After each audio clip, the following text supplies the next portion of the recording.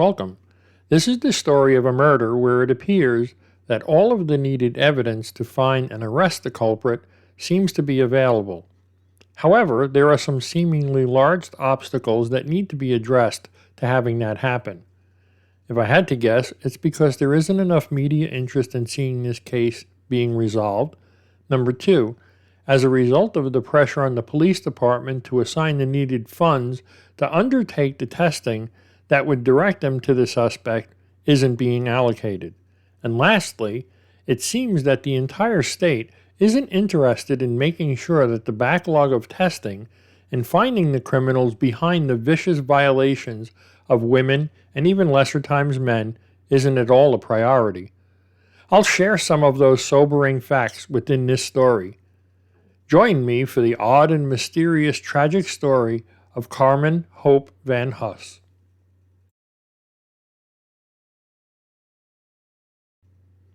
In the quiet Indianapolis neighborhood of Harcourt Road, 19-year-old Carmen Hope VanHuss lived an ordinary life filled with family and friends.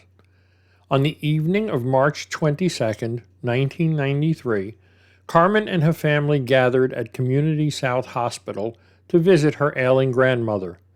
After a heartwarming visit, they left the hospital at around 10 p.m. Carmen drove her youngest brother and father to their South Side home before heading back to her North Side apartment.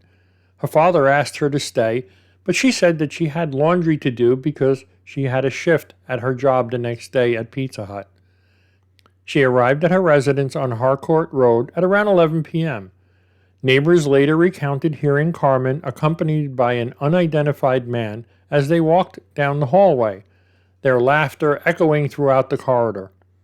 The serene night took a dark turn between 1 and 1:30 a.m. The tranquility of the apartment complex was shattered by loud noises coming from Carmen's apartment. One neighbor distinctly heard Carmen's desperate cries, "Get off of me! Get off of me!" followed by the hurried footsteps of someone leaving the scene. Despite the disturbing sounds, no one called the police. Instead, the neighbors reported the incident to the apartment complex management. The following morning, a noise complaint notice was pinned on Carmen's front door, marking the beginning of a tragic mystery that remains unsolved to this day. Carmen Hope VanHuss was a relatively normal, average teenager. She dropped out of high school, but worked to earn her GED.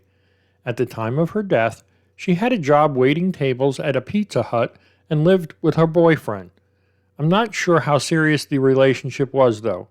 She didn't have any legal troubles, nor was she into drugs or any other high-risk behaviors. I've also learned that Carmen had two different colored eyes. Very hard to see in the pictures I've found. Her absence from 2 consecutive shifts raised red flags for her manager, who was used to Carmen's reliability. Concerned, the manager reached out to Carmen's father, James VanHuss, using the emergency contact information from her job application. James, who had also been trying to reach his daughter unsuccessfully, immediately felt a sense of dread. He decided to visit her apartment on the 3rd floor of the complex on Harcourt Road.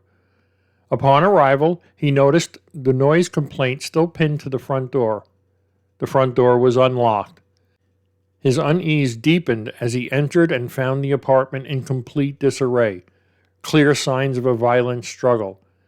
Inside, the reality of the situation became heartbreakingly clear.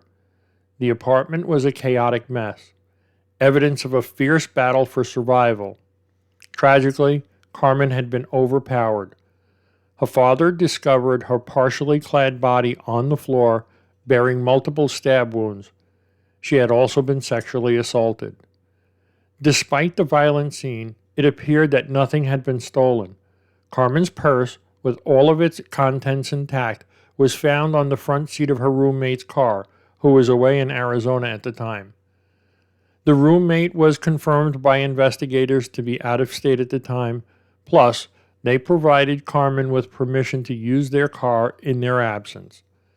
The senseless brutality of the crime left her family and community in shock, searching for answers and justice for Carmen.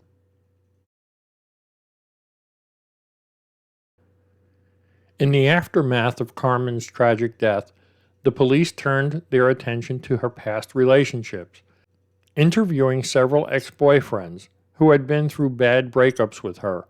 Both men, however, had alibis proving they were out of state at the time of her murder, and DNA testing conclusively ruled them out as suspects. With no further leads, Carmen's case went cold. Years later, a determined officer named Sergeant William Carter decided to take on the challenge of solving Carmen's cold case. Carter, who specialized in nuisance and abatement, had developed a knack for cracking unsolved crimes.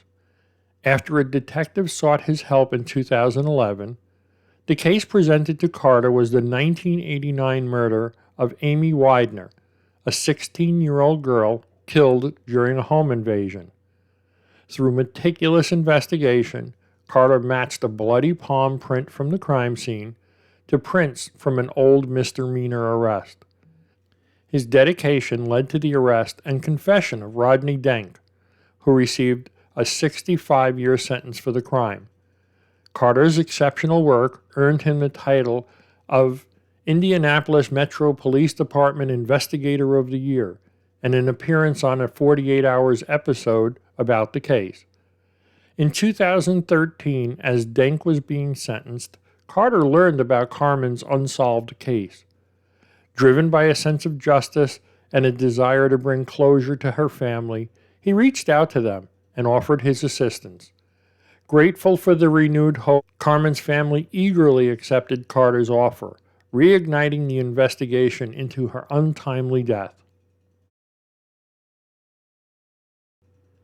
Sergeant William Carter knew Carmen's killer was a man, thanks to forensic analysis of blood and semen left at the scene.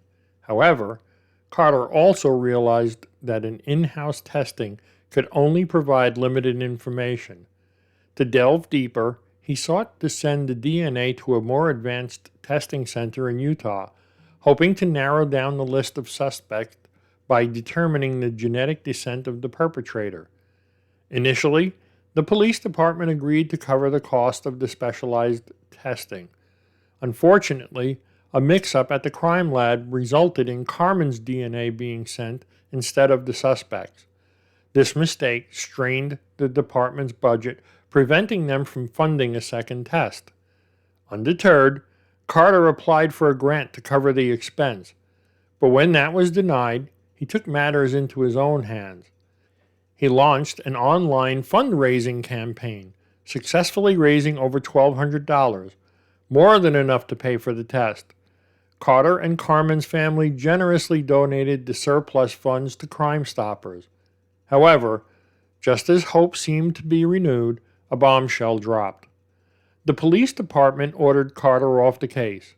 In a news article, the assistant commander for the criminal investigations explained, "We just want to make sure people stay in their lanes. We have cold case investigators and we want to let them do their job." Carmen's family was furious. Her younger brother, Jimmy VanHuss, voiced the family's frustration, declaring, "If Carter's off the case is over." The family's outcry highlighted their belief in Carter's commitment and capability, casting doubt on the future of the investigation without him. In a surprising turn of events, shortly after the announcement that Sergeant William Carter had been ordered off of Carmen's case, a new article emerged, stating otherwise. According to the latest report, Carter had not been removed, but instead was under investigation for his fundraising efforts to pay for the DNA testing, which the police department claimed was not standard procedure. Initially, Carter believed Carmen's killer was likely someone within her close circle of friends or acquaintances who had somehow evaded suspicion. However, after delving deeper into the case and conducting DNA tests on multiple men, he began to consider the possibility that the perpetrator was not someone very close to Carmen. Police did look into other men with whom Carmen had been intimate, but they checked out. So the killer might have been someone who was in a platonic acquaintance or a secondary circle of friends with Carmen, as Carter suggested. After successfully sending the DNA to the advanced testing facility in Utah, the results provided a crucial lead. The suspect was determined to be a black male. This new information shifted the focus of the investigation and brought renewed hope to solving the case. Despite the procedural challenges and the ongoing investigation into his fundraising methods, Carter remained dedicated to Carmen's case. He continued to collaborate closely with her family and friends, determined to uncover the truth and bring her killer to justice. The combined efforts of Carter and Carmen's loved ones kept the search for answers alive, fueled by the hope that one day they would finally have justice.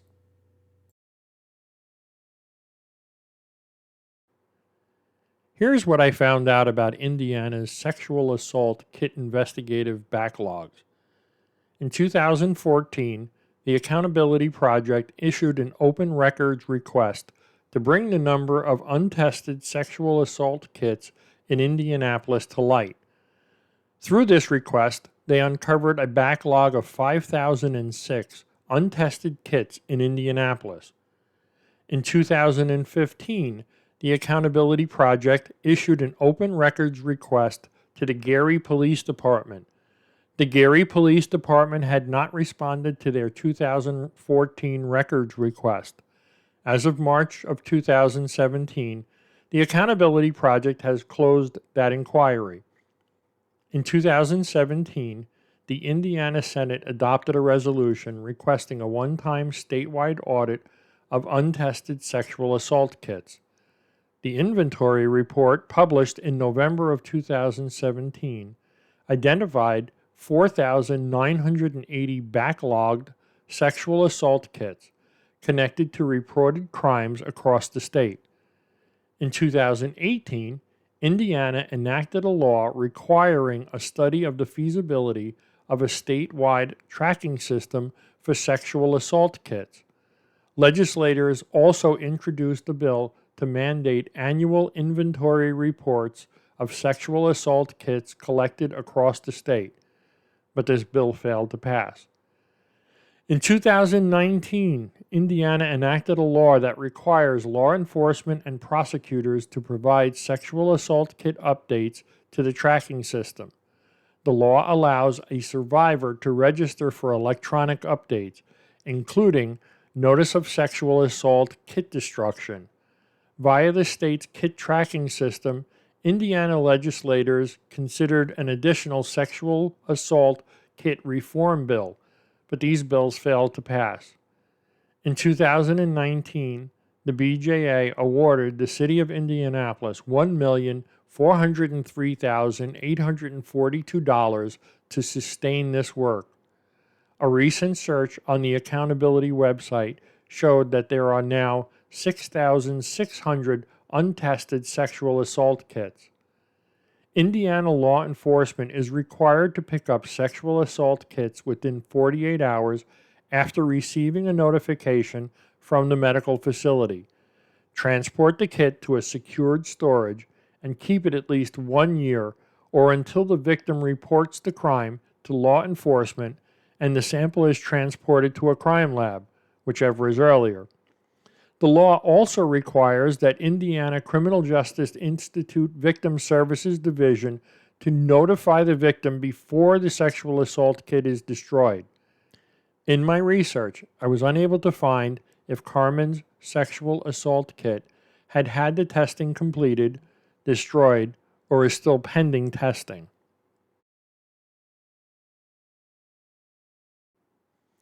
Maybe one day the proper testing will reveal the suspect in this story. Unfortunately, not all of Carmen's family will be around to see that day. Carmen's grandmother, the one that she had been visiting on the last night that she was seen alive, passed away shortly after Carmen's murder. Carmen's father died in a car crash in 2002 at the age of 49 before ever learning who killed his daughter. So it seems like there are some cases that could be solved if they got rid of the backlog. I hope that the $1.4 million grant to Indianapolis helps. Further research on this story, I found a Facebook page called Justice for Carmen VanHuss. What I found on that page is that there has been very little activity since 2016. Additionally, in many other searches on the internet, I have found that it's obvious that this case has gone very cold. Although there is DNA and possibly additional other evidence in this case, the suspect has not been apprehended as far as I could find. I'm aware that over 3 decades have passed since her murder. But do we just forego justice because of a lack of funding or interest? It's my understanding that there is no statute of limitations on murder. What is needed to help Detective Carter and whoever else is still involved in this cold case from solving it and holding the murderer accountable?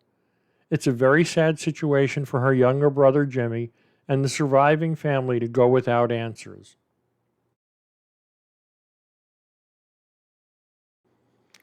Thank you once again for watching my video. My name is Vince. Would you please consider supporting my channel by either buying me a cup of coffee at my Patreon account link below, or even treating yourself to some merchandise at my online shop? I truly appreciate your support. If you enjoyed this story, you might also enjoy the story of Holly, Tina, and Dean. A mysterious case for sure. You will find the link to that story in the upper right corner of your screen. Thank you.